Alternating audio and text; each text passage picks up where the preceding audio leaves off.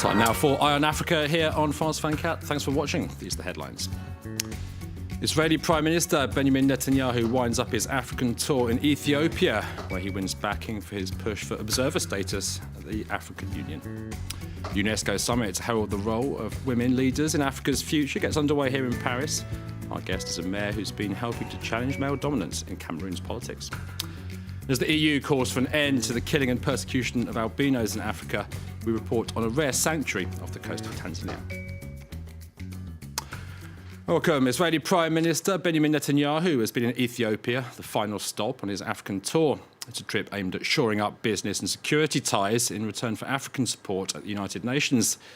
Netanyahu receiving a diplomatic boost on Thursday as Addis Ababa backed his push for Israel to be granted observer status at the African Union. This from our correspondent Karim Lebor.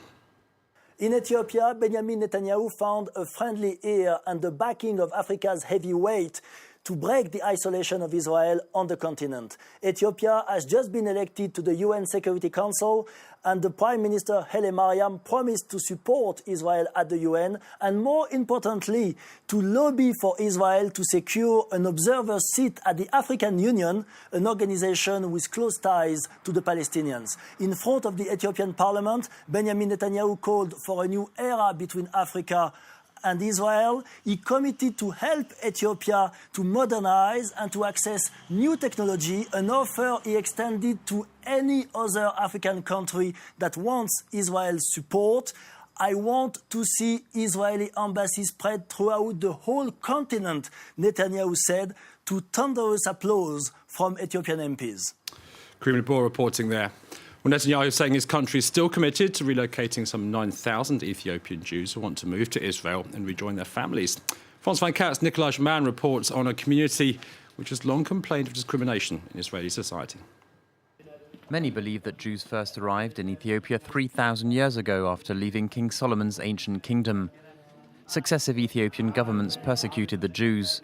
They began moving to Israel after chief rabbis determined in 1973 that the community had biblical roots. In the 1980s, Israel began major airlifts so they could leave Ethiopia.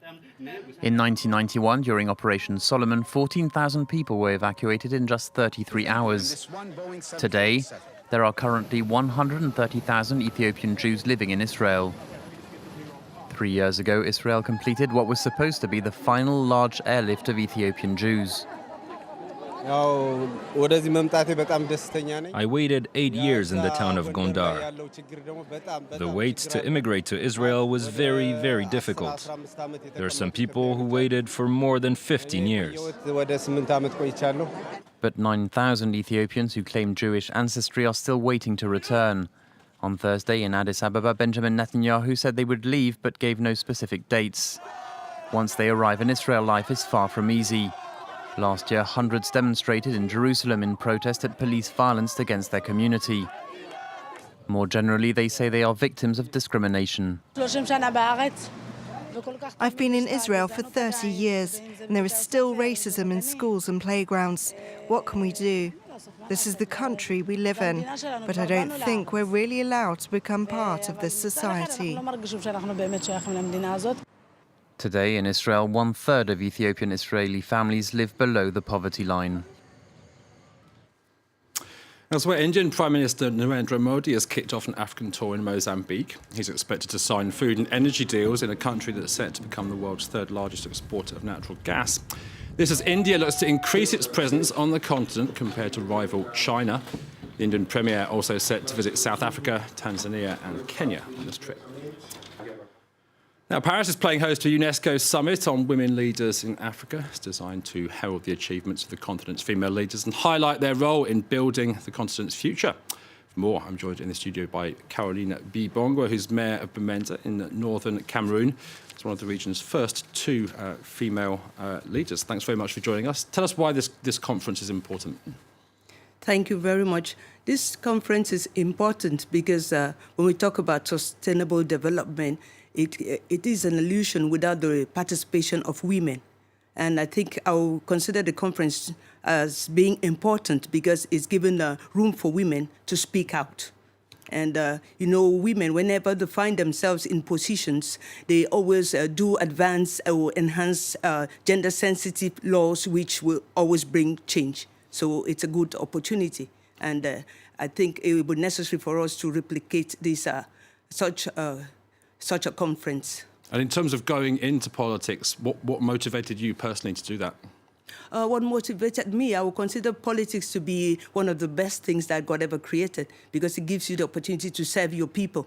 So I think the service of my people motivated me. I just felt it was necessary in my own way to serve the people by knowing their needs. And talking about the politics and the position which I hold, it's a very delicate and a very important position in the sense that there's like a weight put on my shoulder, and at times I got this misgiving. Are you able to do it? Are you really satisfying the people? But just this idea of serving the people motivated me to get into politics. What obstacles have you faced in your country, and do women in general face, and what advice would you give women who want to get into politics on the African continent? What advice will I give women? I will tell the women to always follow their vision. It's true. The women, for some time, have always been considered to be in the second position. But women are now making their voices heard, and they're making themselves known. So the advice I'm going to give women is just to believe in themselves and follow their vision.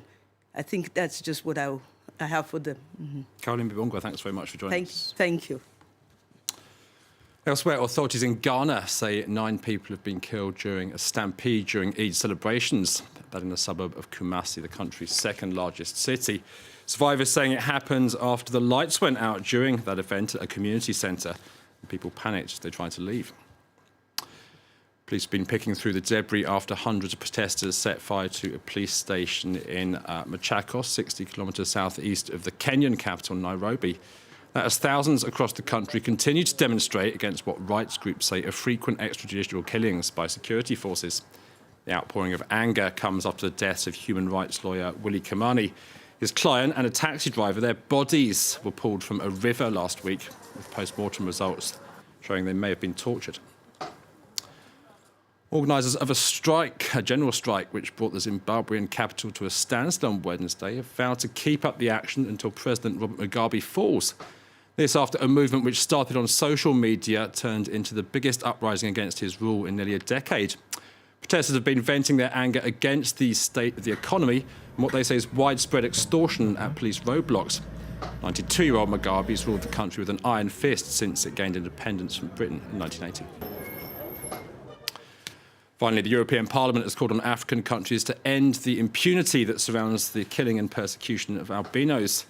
People with albinism have been killed and had their graves robbed because of the belief of some that their body parts bring good luck and wealth. This report on a community that has found a rare sanctuary on islands off the coast of Tanzania. This island in Tanzania is known as a refuge for people with albinism, and it's where Alphonse has made his home. The truth is, we, the people living with albinism on the island, are safe because the police force have ensured the island's security is very tight.